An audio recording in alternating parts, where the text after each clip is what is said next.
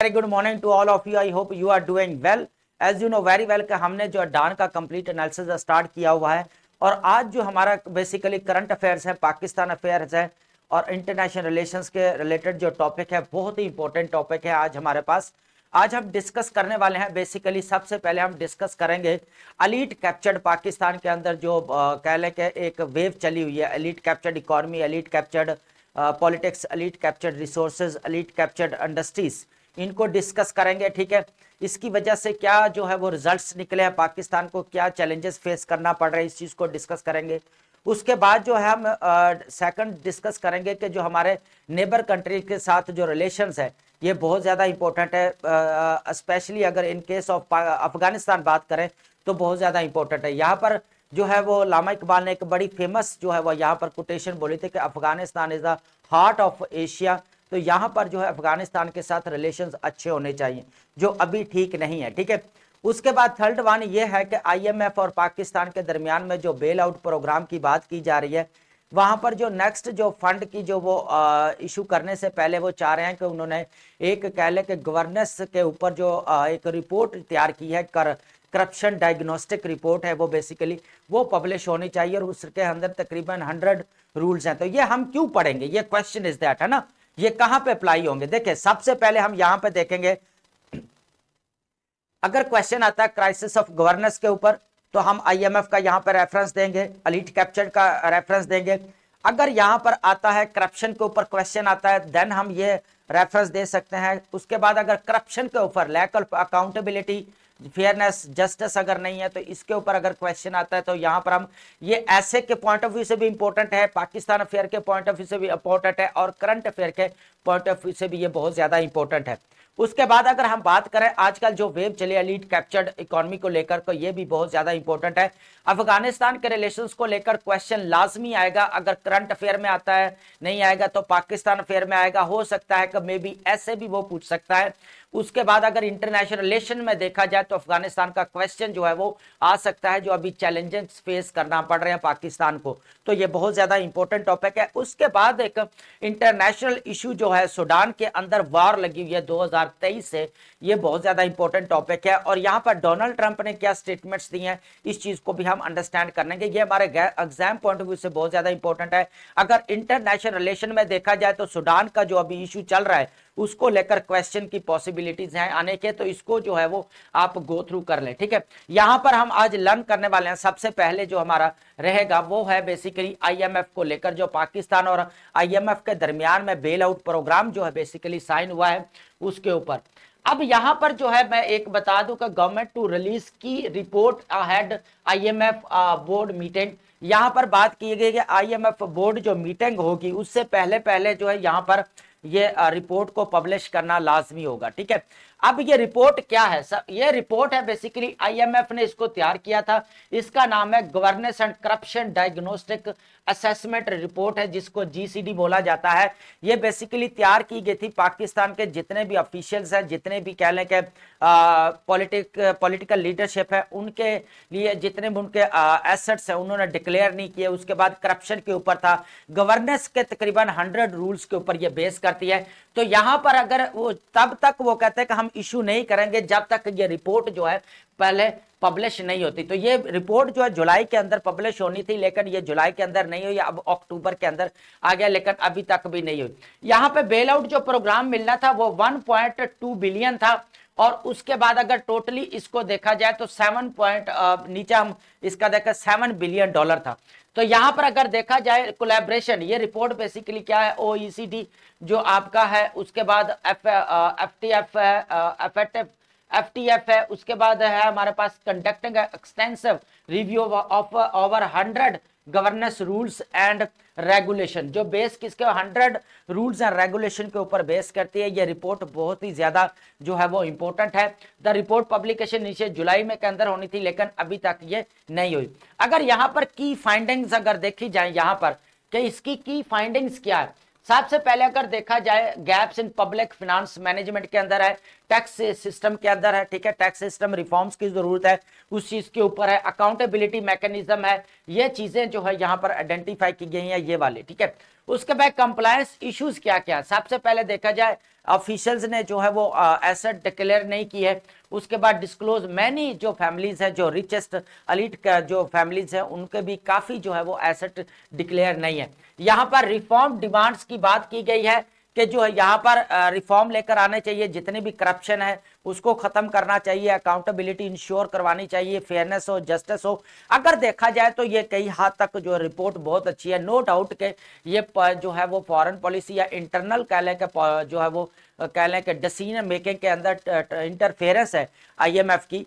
लेकिन यहाँ पर अगर कुछ देखा जाए तो ये अच्छे स्टेप्स भी हैं कि यहाँ पर करप्शन को एटलीस्ट खत्म करना चाहिए, यहाँ पर अकाउंटेबिलिटी होनी चाहिए, यहाँ पे एलीट कैप्चर जो सिस्टम है उसको जो है खत्म करना चाहिए यहाँ पर, ठीक है उनका। उसके बाद अगर यहाँ पर देखें नेक्स्ट हमारे पास है, यहाँ पर आप देखेंगे कि हमें जो बेल आउट प्रोग्राम मिलना था वो कितना है। यहाँ पर बेसिकली यहाँ पर अगर देखा जाए $7 बिलियन मिलने थे। एक्सटेंडेड फंड फैसिलिटी जो प्रोग्राम है उसके according board approval unlock 1 billion under, यहाँ पर 1 बिलियन जो है उन्होंने अनलॉक किया है and $2 million from resilient and sustainability fund programme, इसके तहत जो है 200 मिलियन मिले हैं।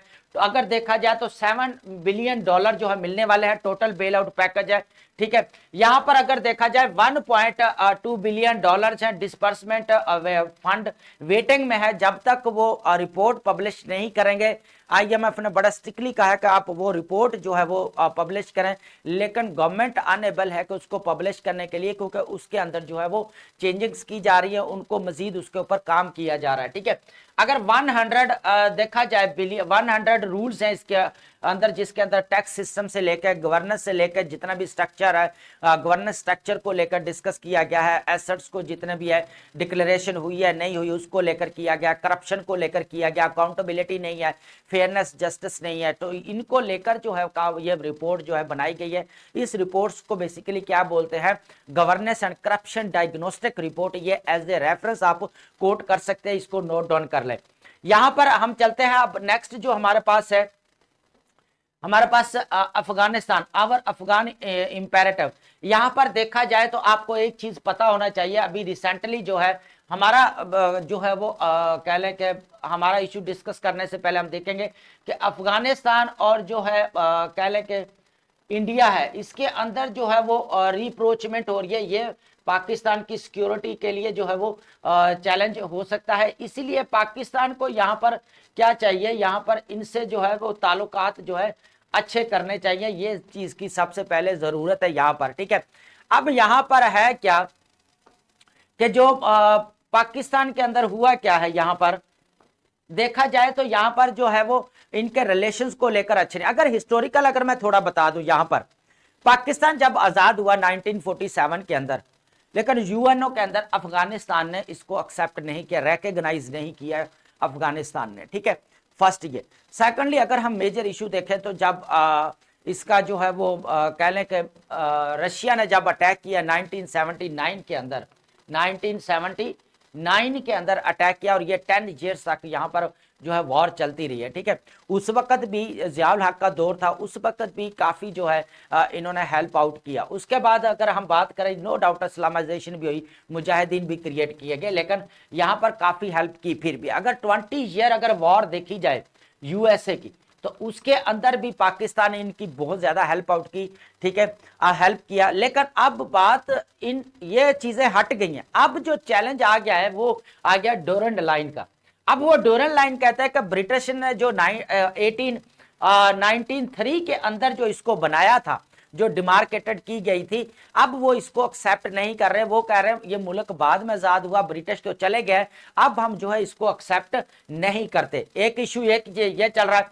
काउंटर प्रोडक्टिव पॉलिसीज में ये देखना चाहिए यहाँ पर कि जो पाकिस्तान, जो अफगानिस्तान की फॉरेन पॉलिसी एकदम से जो है वो बढ़ती जा रही, किसकी तरफ शिफ्ट हो रही है, टिल्ट हो रही है इंडिया की तरफ, और इंडिया के साथ रिप्रोचमेंट बढ़ रही है। तो यहाँ पर पाकिस्तान के लिए कंसर्न्स हैं। अगर नेबरिंग कंट्रीज को देखो, अभी आपको पता है कि पाकिस्तान की जो कह लें कि जियो पॉलिटिक्स से जियो इकोनॉमी की तरफ जो शिफ्टिंग हुई है, यूएसए के साथ रिलेशंस अच्छे हैं, सऊदी अरेबिया के साथ रिलेशंस अच्छे हैं, उसके बाद चाइना के साथ रिलेशंस अच्छे हैं, सबसे बड़ी बात जो बांग्लादेश है उसके साथ रिलेशंस अच्छे हो गए, ट्राइएंगल की तरह जो है वो इंडिया को जो है वो घेर लिया है। तो ये सबसे बड़ी बात है, यहां पर ट्राइंगल की तरह जो है काम कर रहे हैं।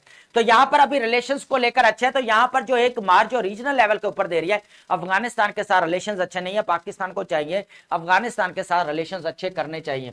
यहां पे स्ट्रेटजीज को जनरोसिटी वाली स्ट्रेटजीज होनी चाहिए, इनकी मेहमान नवाजी वाली। अब ये नहीं है कि अब हर चीज जो है वो कह लें ईंट का जवाब पत्थर से देने वाली बात नहीं होती, कहीं कहीं पे बहुत सारी चीजें कंप्रोमाइज करनी पड़ती हैं। मुल्क की कह लें कि स्टेट या के इंटरेस्ट के लिए बहुत कुछ करना पड़ता है।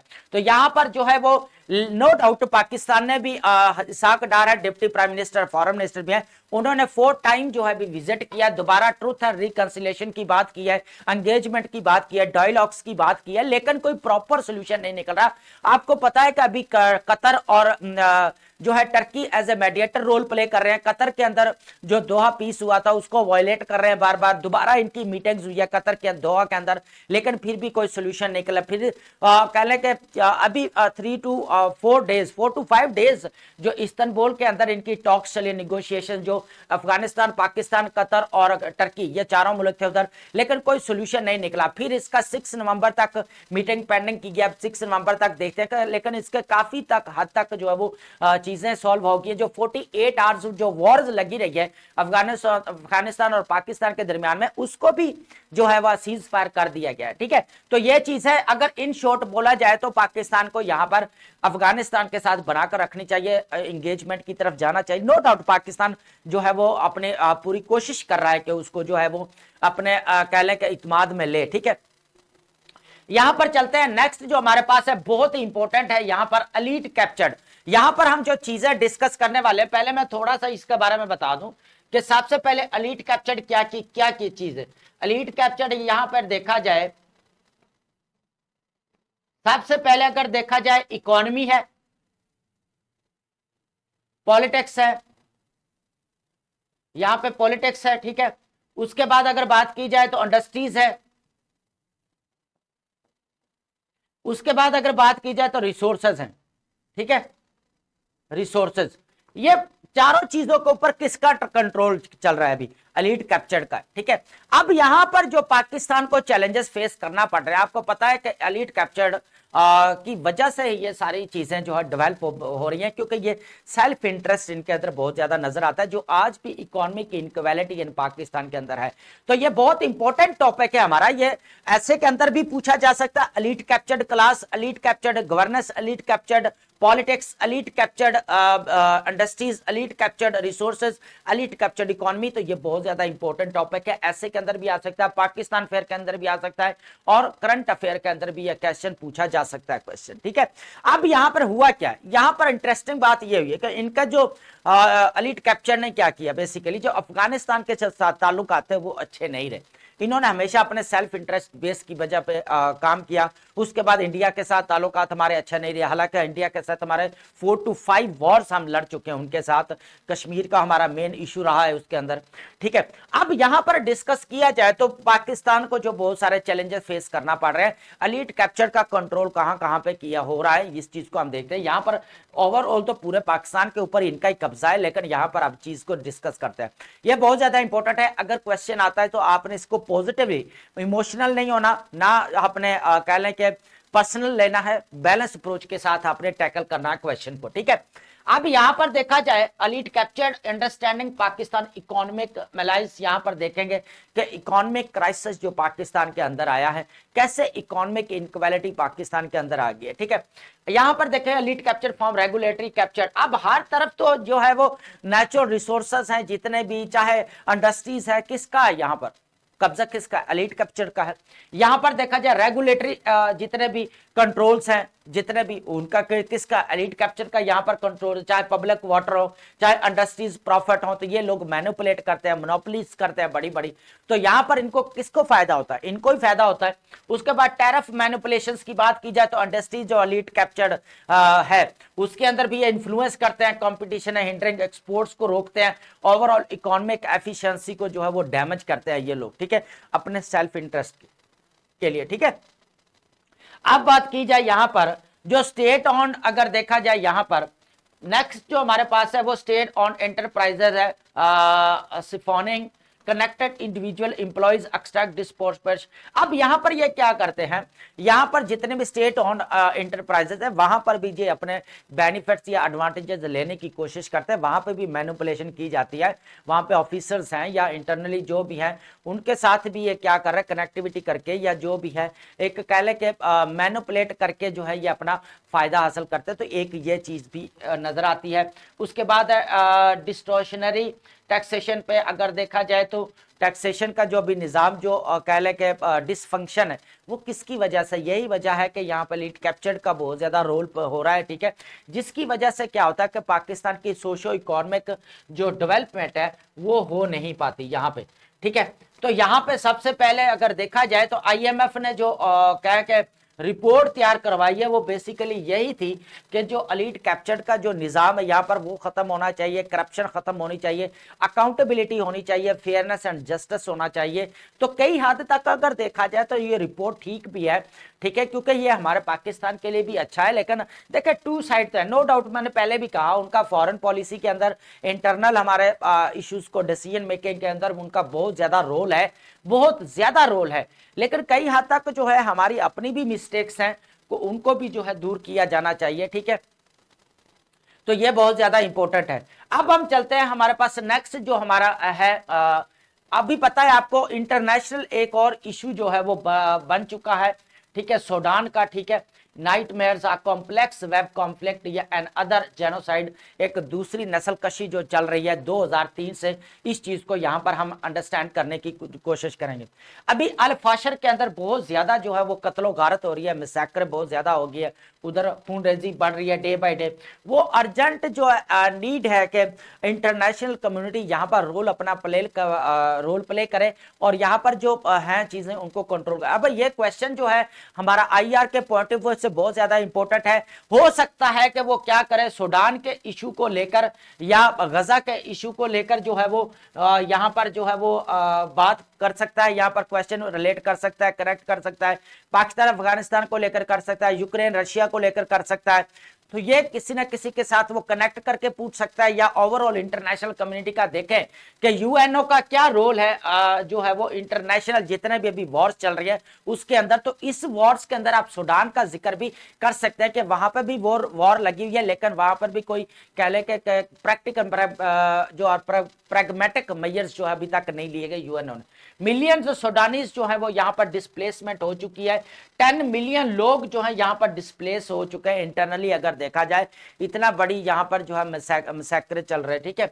यहाँ पर अब हम देखेंगे इसकी टाइमलाइन के जरिए अंडरस्टैंड करने की कोशिश करते हैं, ठीक है, आपको इजी समझ आएगा। सबसे पहले हम यहाँ पर देखें जहां पे कहानी यहां से स्टार्ट होती है दरफार से, ठीक है, यहाँ पे, ठीक है, दरफार जेनोसाइड स्टार्ट होता है जी यहाँ वेयर स्टेट स्पॉन्सर्ड जंजवीद एक मलेशिया, यहाँ पे गवर्नमेंट थी 1989 के अंदर, सॉरी 89 के अंदर अल बशीर उमर अल बशीर की गवर्नमेंट थी। तो यहाँ पर हुआ क्या कि ये जंजवीद जो मलेशिया है इनको छोड़ दिया गया कि आप लोग जो गैर अरब आबादी जिनको भी उनके खिलाफ इनको छोड़ दिया गया।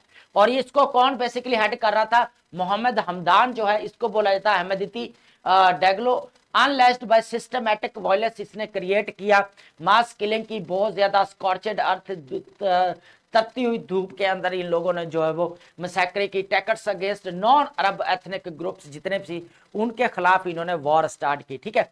अब हुआ क्या, डेथ कंप्लेंट 3 लाख यहां पर लोग मारे जा चुके थे एंड 2.7 मिलियन जो है यहां पर डिस्प्लेसमेंट हुई। ये है दरफोर जेनोसाइड 2003 के अंदर, ठीक है, 2003 के अंदर, लीडिंग टू चार्ज जेनोसाइड उसके president Omar Bashir by the international criminal report. अब यहां पर मैंने अभी भी बता दिया, अब जो सेकंड इरा स्टार्ट होता है ये 2021 के अंदर क्या कहता है, मिलिट्री ग्रुप 2000 में पॉपुलर अपराइजिंग आउस्टेड उमर अल बशीर, ठीक है, निकाला, fragile power sharing agreement was establish. यहां पर जो ये ग्रुप है ना, ये हमदीती वाला, ये कन्वर्ट हो गया बेसिकली RSF में। किस में हो गया, बेसिकली RSF में, ठीक है। अब RSF का मतलब क्या होता है, यहां पर बेसिकली रैपिड सपोर्ट फोर्स, ठीक है, इसके अंदर ये कन्वर्ट हो गया, ठीक है। अब रैपिड और सपोर्ट फोर्स और जो आर्म फोर्सेस सूडानीज हैं वो मिलकर जो है उन्होंने गवर्नमेंट बनाई और गवर्नमेंट को आपस में बांट लिया, ठीक है। अब ये दो जो एक है आरएसएफ प्लस आपका क्या है यहां पर सैफ, सैफ का मतलब क्या है सूडानीज आर्म फोर्सेस, इन दोनों ने जो है यहां पर गवर्नमेंट को बांट लिया, उमर बशीर साहब को यहां पर टॉपल, ठीक है। अब कहानी नेक्स्ट जो शुरू होती है ये तो 2000, अब यहां पे चला गया सिविल वॉर, आस्ता आस्ता इनके दरमियान में यहां पर सिविल वॉर स्टार्ट होगी यहां पर, ठीक है। 2023 के अंदर सिविल वॉर अरप्ट हुई यहां पर, simmering rivalry between general Burhan Saif and general Hemedti RSF, इनके दरमियान में जहां पे इख्तलाफात शुरू हो जाते हैं और यहां से जो है फिर जंग जो है वो शुरू हो जाते हैं और ये अक्टूबर से जो है यहां पर स्टार्ट रहती है, ठीक है। अब ये खर्तूम कैपिटल है, यहां पर भी इनका जो है वो कत्लो गारत हुई है, ठीक है। Both sides have been accused targeting, दोनों ने एक दूसरे के ब्लेम भी लगाए हैं कि उन्होंने हमारे सिविलियंस को मारा, वो बोल रहे हैं हमारे सिविलियंस को मारा, तो ये यहां पर अभी भी अफरा तफरी जारी है। अब यहां पे प्रेजेंट अगर देखा जाए, अब इंटरनेशनल अगर बात की जाए यहां पर मेडलिंग की, ठीक है। अब यहां पर बात की इंटरनेशनल मेडलिंग की, अगर कॉन्फ्लिक्ट है सेवरली कॉम्प्लिकेटेड बाय, यहां पर मैं ओवरव्यू इस चीज का दे देता हूं, यहां पर किस किस कंट्री ने यहां से फायदा उठाया सूडान से, यहां तक कि यह भी बोला जाता है कि जो आपका यूएई है उसने वहां पे जितना भी गोल्ड था उसको एक्सट्रैक्ट किया, चाइना ने अपना फायदा उठाया, सऊदी अरेबिया ने उठाया, ईरान ने उठाया, जितने भी रशिया ने यहां तक यहां इस कंट्री से सूडान से अपना फायदा उठाया, जितने भी मिनरल से वो यहां से निकाले गए। अब यहां पर एक स्टेटमेंट बड़ी इंपॉर्टेंट आती है, ट्रंप ने यहां पर स्टेटमेंट दी है कि जितने भी नाइजीरिया के अंदर अगर क्रिश्चियनिटी के ऊपर हमला किया गया, बोको हरम आपको पता है कि यहां पर जो है वो एक टेररिस्ट ग्रुप है नाइजीरिया के अंदर, तो ट्रंप ने वार्न किया है कि अगर क्रिश्चियनिटी के ऊपर या जितने बेसाई लोग हैं क्रिश्चियन, उन लोगों के ऊपर अगर अटैक किया तो हम जो है यहां पर आपको छोड़ेंगे नहीं, गन के साथ जो है फायर करते हुए एंटर होंगे। तो यहां पर क्वेश्चन ये भी रेज होता है कि यहां पर बात मजहब की नहीं है, बात ह्यूमैनिटी की है, ठीक है। तो यहां पर एक collective approach and holistic approach होनी चाहिए टैकल करने के लिए, क्योंकि डोनाल्ड ट्रंप इस वक्त दुनिया के सामने जो है कह लें पीस मेकर बने हुए, जिन्होंने गजा के अंदर भी ट्रूस जो है वो इंट्रोड्यूस करवाया, यहां पर अग्रीमेंट करवाया, पाकिस्तान और इंडिया के दरमियान में वार लगी हुई इसको भी करवाया, लेकिन अनफॉर्चुनेटली अगर देखा जाए यूक्रेन और रशिया के दरमियान में जो है नहीं हो पाया, ठीक है। अब यहां पर देखा जाए तो इंटरनेशनल कम्युनिटी यूएनओ का अगर रोल यहां पर देखा जाए तो बिल्कुल जो है वो नजर नहीं आता यूएनओ का। हालांकि आपको पता है कि अब क्वेश्चन अगर इंटरनेशनल रिलेशन में पूछा जाता है, दुनिया के अंदर अभी वॉर लगी हुई है, रशिया यूक्रेन का मसला चल रहा है, गजा के अंदर इशू चल रहा है, सूडान के अंदर ऑलरेडी अब इशू स्टार्ट हो गया, ठीक है, ऑलरेडी 2023 से चल रहा है, पाकिस्तान अफगानिस्तान को लेकर क्राइसिस चल रहा है। अब ये इश्यूज जो है पाकिस्तान और इंडिया को लेकर चल रहे हैं, अब ये इश्यूज बहुत ज्यादा है। उसके बाद कंबोडिया और थाईलैंड का इशू चल रहा है वहां पर, ठीक है, ये भी इशू चल रहा है। अब दुनिया के अंदर ये वॉर जितने भी चल रहे हैं, कॉन्फ्लिक्ट चल रहा है, लेकिन यूएनओ का रोल जो नजर आना चाहिए वो रोल नजर नहीं आता यहां पर। तो ये क्वेश्चन जो है इंटरनेशनल रिलेशन में पूछा जा सकता है, करंट अफेयर में भी आ सकता है, ऐसे में भी पूछा जा सकता है कि यूएनओ का जो रोल क्या रहा है। उसके बाद पाकिस्तान अफेयर के अंदर भी ये क्वेश्चन पूछा जा सकता है। तो इंटरनेशनल कम्युनिटी की यहां पर जरूरत है कि यहां पर सूडान के अंदर इस मसले को हल किया जाना चाहिए। अब बात करते हैं यहां पर सिनोनिम्स हमारे बहुत इंपॉर्टेंट है, न्यू वर्ड्स भी है यहां पर।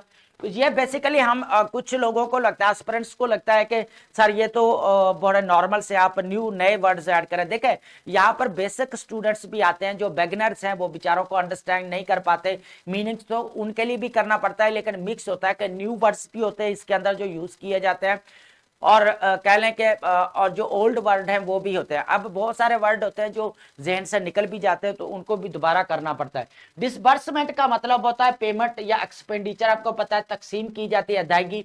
सब्सिक्वेंट का बात है एक के बाद या फॉलोइंग, ठीक है, एक के बाद दूसरा, ठीक है। बाई एनुअल आपको पता है कि ट्वाइस अ ईयर। प्रोटेरियन का मतलब होता है मिलिट्री रूलर या एलीट गार्ड को बोला जाता है। इंटेलिजेंसिया का मतलब होता है एजुकेटेड या एलीट क्लास को बोला जाता है। एम्ब्रेस का मतलब होता है गले लगाना, एक्सेप्ट करना। डूबियस का मतलब होता है धोखेबाजी, डाउटफुल, सस्पिशियस। इंडिजोलेबल का मतलब होता है अनब्रेकेबल, परमानेंट। और ब्रेदरन का मतलब होता है ब्रदर्स, कॉमरेड, हम आहंग, भाई को बोला जाता है। इनकॉन्ट्रोवर्टेबल होता है, यहाँ पर इनकॉन्ट्रोवर्टेबल का मतलब होता है अनडिनाइबल, अनक्वेश्चनेबल, ना काबिल इनकार को बोला जाता है। उसके बाद है एंडेवर का मतलब होता है यहाँ पर एफर्ट लगाना, कोशिश करना। एम्बार्किंग का मतलब होता है भड़क उठना, शुरू होना, स्टार्ट होना। मेलाइज का मतलब हो रहा अनईज या डिस्कम्फर्ट होना, बेचैनी होना, आरामी ना होना किसी को भी। स्पान का मतलब होता है प्रोड्यूस होना, जनरेट होना, पैदा होना, ठीक है। रैशनिंग का मतलब होता है मिकदार में लिमिटेड डिस्ट्रीब्यूशन करना, ठीक है। रीजिगिंग का मतलब होता है री अरेंज करना, दोबारा तरतीब में लगाना, उसको रीऑर्गेनाइज करना। परनीशियस का मतलब होता है खतरनाक। परनीशियस का मतलब क्या था, हार्मफुल या डिस्ट्रक्टिव को बोला जाता है। मोलेसिस का आपको पता है गुड़ को बोला जाता है, ठीक है, जो गन्ने से बनता है, ठीक है। मसैकर का मतलब होता है आपको स्लॉटर, ठीक है, उस कत्लो गारत जो होती है। हॉरेंडियस, हॉरेंडियस वर्ड बहुत ज्यादा इंपॉर्टेंट है और ये न्यू भी है, ये नोट डाउन कर ले। हॉरेंडियस, हॉरेंडियस का मतलब होता है टेरिबल या ड्रीड, खौफनाक जिसको बोला जाता है उसको। और पेरपेट्रेटेड का मतलब है कमिटेड करना या कैरी आउट करना, इंजाम देना किसी भी चीज को। पेरपेट्रेटेड का मतलब क्या है, किसी चीज को इंजाम देना, ठीक है।